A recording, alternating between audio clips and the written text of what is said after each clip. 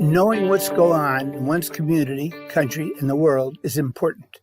But with so many different ways to get information about current events, from social media sites like Facebook and Snapchat, TV channels like CNN and Fox News, newspapers like the New York Times and your own local paper, not to mention from friends and family, it's hard not to be bombarded with a fire hose of information. How do you decide what to believe, what to question, and what to just plain ignore?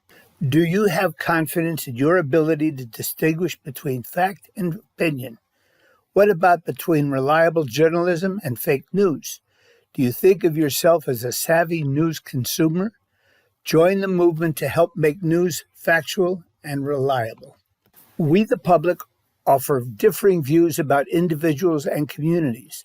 There are many who ask, what can I do for myself, my family, my community, and my fellow citizens? These groups create unity. Others opposed to a variety of individual communities will seek to place individuals in many competing ones. These groups perpetuate identity politics. There is huge disparity of opinions about diversity and choice.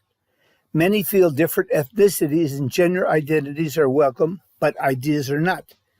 When it comes to choice, many love the word, but they don't want it to apply to education, healthcare, and how and where we live out our religious faith.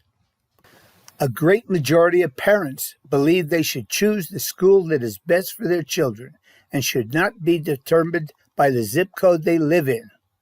What is your opinion about school choice? We all need health care, but do we all need the same kind or same amount? Should people be free to live as they choose? Should anyone be forced to endorse those choices if they conflict with religious or inherent beliefs? Whether it's the Second Amendment, immigration, or putting limits on abortion, one school of thought says we should turn to judges, executive orders, and government bureaucrats behind closed doors to overturn the will of the voters. Do you agree or disagree with this train of thought? What do you think about the wisdom of hiking the minimum wage, banning plastic straws, or removing controversial historical monuments? Who do you believe should be the ones making such decisions for their communities? Lawmakers in Washington, a panel of judges 5 states away, or voters living in areas closer to the issues? If you believe we the people should vote with our feet about where we want to live and what laws we want to live under or be controlled by edicts from Washington, let your voice be heard on our podcast at ourtownlive.net.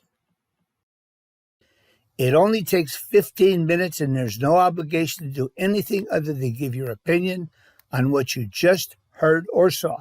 To schedule a convenient time for a Skype call, please visit me at http://ourtownlive.net. That's ourtownlive.net.